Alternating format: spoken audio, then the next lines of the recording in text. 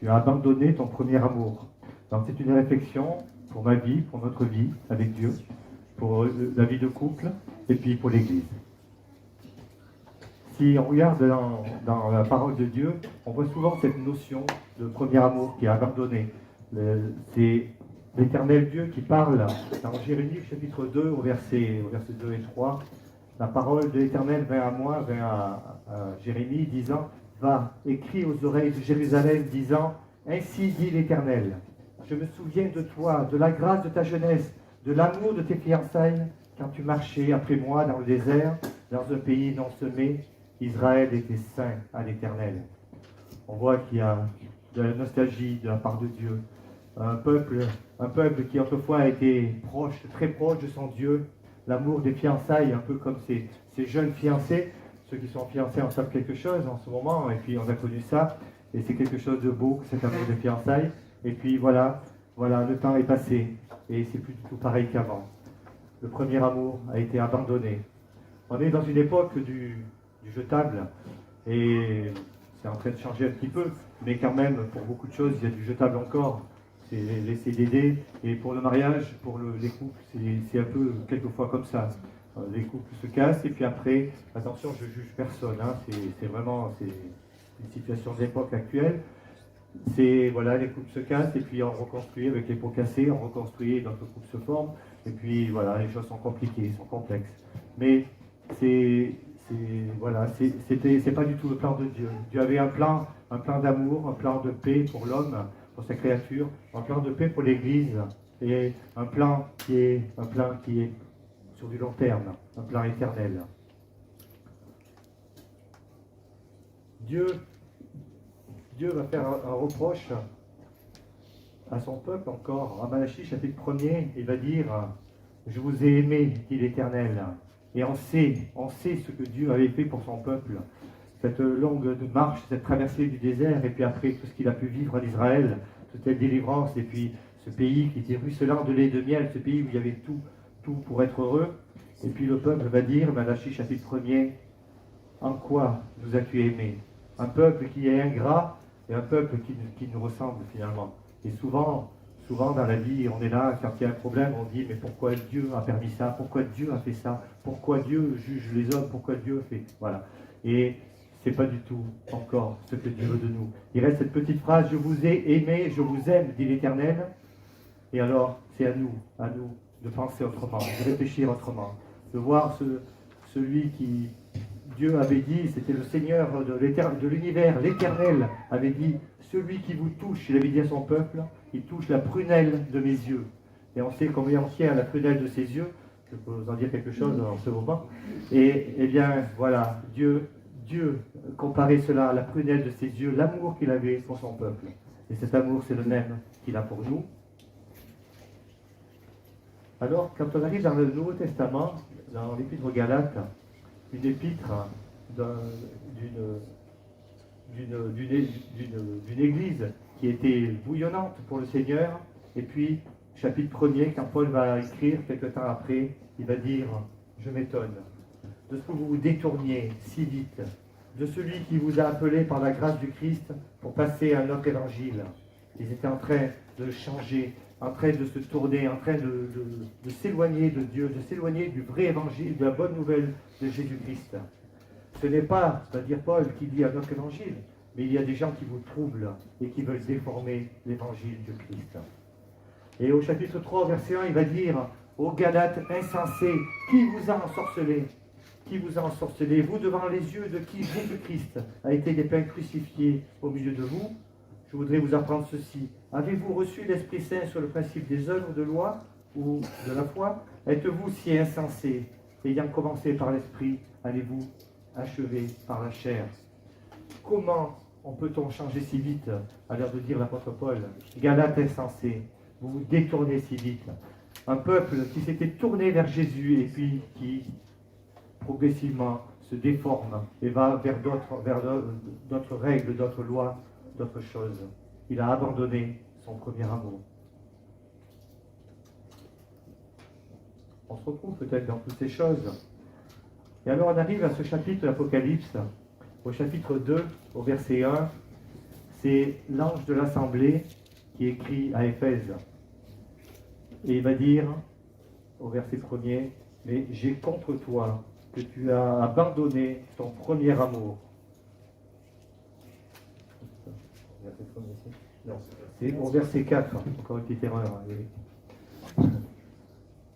Mais j'ai contre toi que tu as abandonné ton premier amour. Alors ce premier amour, on en parlait tout à l'heure, mais quand on réfléchit sur notre passé, par exemple sur nos fiançailles, eh bien, moi je me rappelle bien du jour où j'ai promis à Marie-Claire que je ne l'abandonnerai jamais. Alors, il y a eu peut-être des petits abandons de principe, mais c'était des petits abandons, et je me rappelle bien de ce jour, je me rappelle du lieu où c'était, je me rappelle exactement, je pense que c'est la même chose pour Marie-Claire, et on s'était dit, on ne va pas faire comme les autres, non, nous, on va être différents, et on ne s'abandonnera pas, on ne se lâchera jamais. Et voilà, les jours sont passés, et puis Dieu a permis qu'on puisse rester dans cet amour.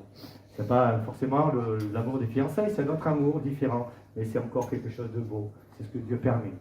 Ce premier amour, c'est quelque chose qui reste ancré en nous.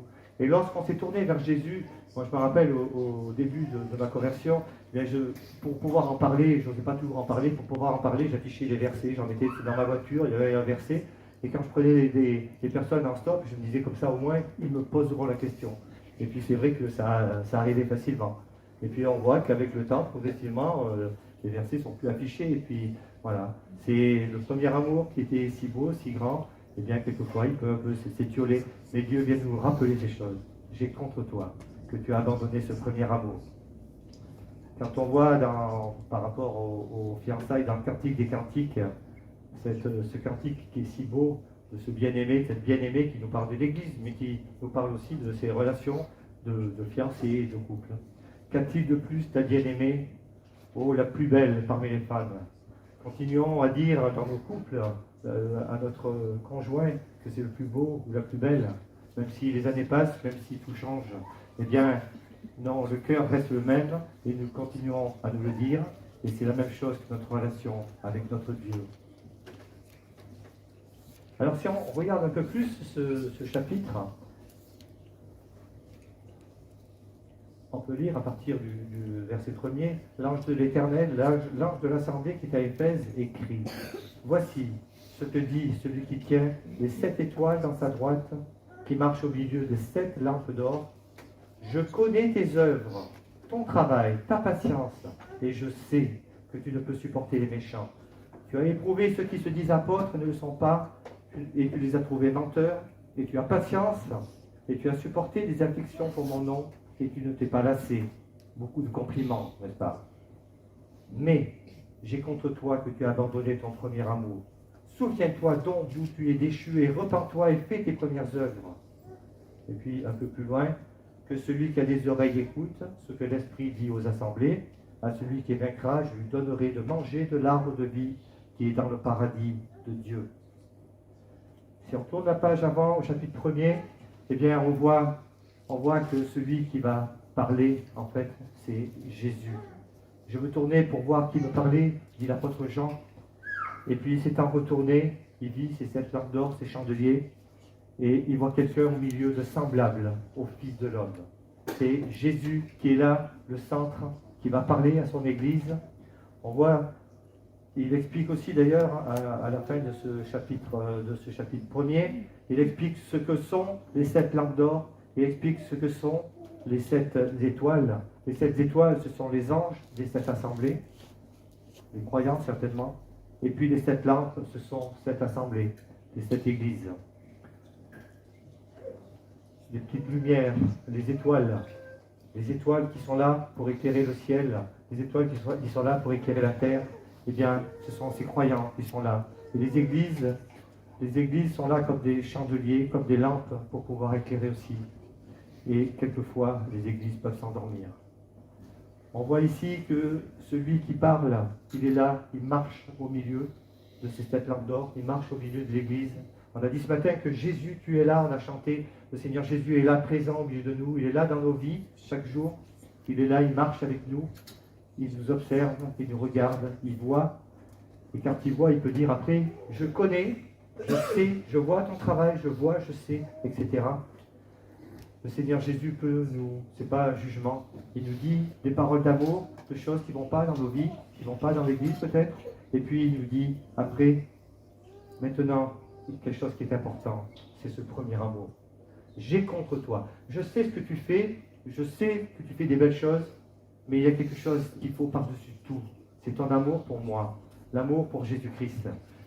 Mais j'ai contre toi que tu as oublié ton premier amour.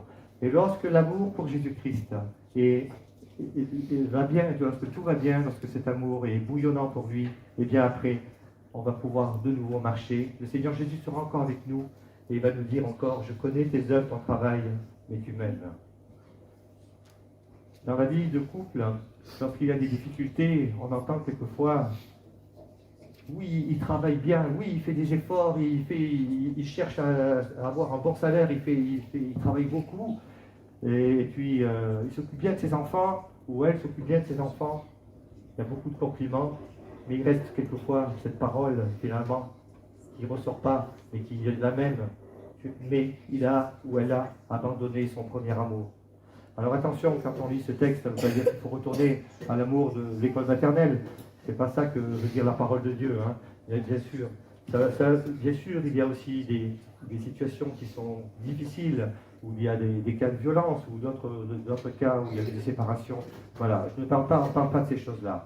Mais Dieu veut que le couple chrétien soit un couple qui tienne, un couple qui s'appuie sur cet amour entre l'homme et entre la femme. Marie, aimez vos femmes, aimez votre femme, dit la parole de Dieu dans l'Épître aux Galates, et la parole de Dieu nous rajoute, comme le Christ a aimé l'Église et s'est livré lui-même pour elle. À l'image du Christ qui nous a donné, qui est mort pour nous, qui est mort pour son Église, qui est mort pour chacun des rachetés, Marie, aime ta femme comme cela. Et la femme doit aimer son mari, bien entendu, de la même façon.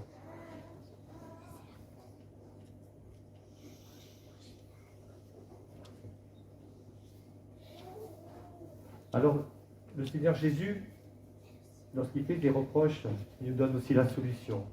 Souviens-toi d'où tu es déchu, repens-toi et fais les premières œuvres. Alors là, c'est ce qu'il recommande à l'église d'Éphèse par rapport à ce qui lui a été dit.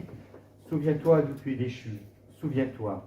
Alors, lorsque on se souvient, lorsqu'on se sent que dans notre vie chrétienne, on est un peu froid, on est un peu moins près de notre Seigneur, eh bien, on peut se souvenir de ce qu'il a fait pour nous, se souvenir de ce premier jour, ce premier amour, se souvenir aussi, comme on a pu faire ce matin, chaque dimanche, il y a des églises, là c'est pareil, c'est pas un jugement, mais des églises où la scène n'est pas prise tous les dimanches, et même quelquefois très rarement, eh bien, pour moi je trouve que c'est important. C'est un moment où on peut se souvenir et on peut se rappeler, on peut aussi demander à Dieu ce pardon par rapport à ce qu'on a pu faire, par rapport à ce qu'on a pu dire, par rapport à notre situation. Et une fois qu'on s'est éprouvé, on peut prendre ce pain, prendre cette coupe, en mémoire de notre Seigneur, c'est se souvenir. Souviens-toi de Jésus-Christ ressuscité, nous dit la parole de Dieu. Un Jésus qui est vivant, on l'a chanté aujourd'hui, on l'a vu dans ces jours de Pâques. Souviens-toi de Jésus ressuscité, celui qui est vivant, présent. Évidemment, si on continue à la suite, on voit qu'il y a cette église, 7 lettres. Chaque église a quelque chose, avec des compliments, avec des choses qui vont moins bien pour d'autres.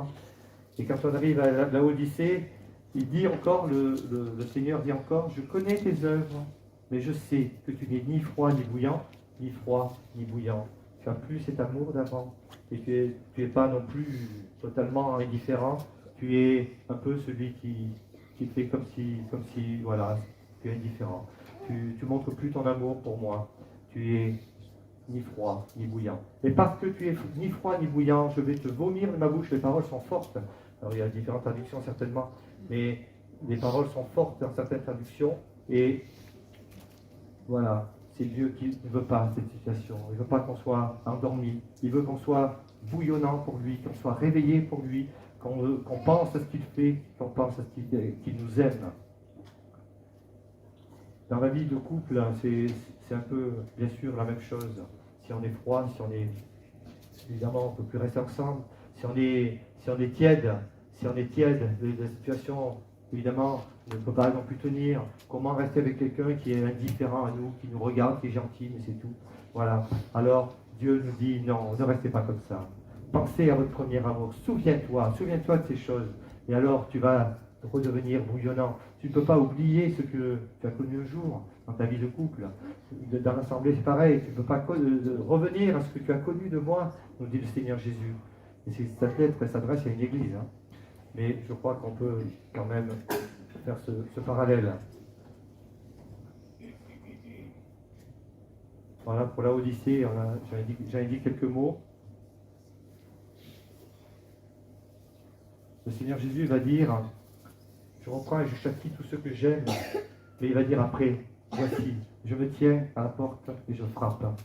Je me tiens à la porte et je frappe. Le Seigneur Jésus est là encore, et si il sait qu'on l'a aimé un jour, qu'on l'a aimé, et que maintenant peut-être les choses sont plus imparfaites, c'est ce qu'il dit à la Odyssée, eh bien, il va dire, je me tiens à la porte et je frappe, à la porte de nos cœurs, à la porte de l'Église, et il veut nous réveiller, il veut qu'à nouveau, on soit prompte pour le louer, qu'on l'aime tout simplement, et qu'on ne dise plus, en quoi nous as-tu aimé? J'entrerai, dit Jésus, je souperai avec lui, et lui avec moi. Voilà, la situation peut revenir, c'est le pardon, c'est la situation où on peut tout simplement revenir au Seigneur, que ce soit dans nos vies personnelles avec Dieu, que ce soit dans notre vie de famille, de couple, que ce soit dans l'Église. Le Seigneur Jésus est prêt, il est derrière la porte, et il répond. Et dans nos cœurs, si on ne connaît pas le Seigneur Jésus, bien sûr, on a les mêmes versets qui nous disent qu'il frappe aussi à la porte de nos cœurs, et alors tout simplement, ouvrons nos cœurs, et Jésus répondra, et nous connaîtrons cette bonne nouvelle. Et quelque chose qui est important, c'est de dire que si nous, on a des hauts et des bas quelquefois dans nos vies avec Dieu, eh bien Dieu est toujours le même. Dieu est toujours le même et il est fidèle. Je t'ai aimé d'un amour éternel, on l'a vu, on voit au travers du temps, je vous ai aimé, dit l'Éternel, et puis après dans le Nouveau Testament, et on retrouverait de nombreuses petites phrases comme ça qui ont été dites par Dieu. Le Christ m'a aimé, on l'a dit, et puis dans l'Apocalypse, à celui qui nous aime, c'est le présent éternel. Le Dieu qui a aimé son peuple, qui nous a aimés, il nous aimera toujours. Je suis le même hier, aujourd'hui et éternellement. La croix de notre Seigneur est une preuve sûre, une preuve incontestable de cet amour de Dieu. À celui qui nous aime.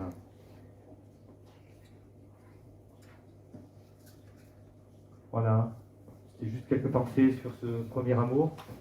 Si dans nos vies, il y a quelquefois des moments où les choses ne sont pas tout à fait comme avant, eh bien, il faut penser que le Seigneur Jésus frappe à la porte de nos cœurs, et alors nous le retrouverons. Nous retrouverons ce premier amour, nous retrouverons le Seigneur Jésus, il reviendra vers nous, simplement. Dans l'Église, nous sommes reconnaissants pour ce que le Seigneur fait, et nous sommes aussi dépendants de lui, et nous voulons nous remettre complètement à lui dans l'Église, et nous le faisons régulièrement, parce que nous avons besoin de garder aussi cet amour, cette fraîcheur pour lui. Que Dieu nous bénisse chacun, que Dieu nous garde dans nos vies de famille, que Dieu nous garde dans nos couples, que Dieu restaure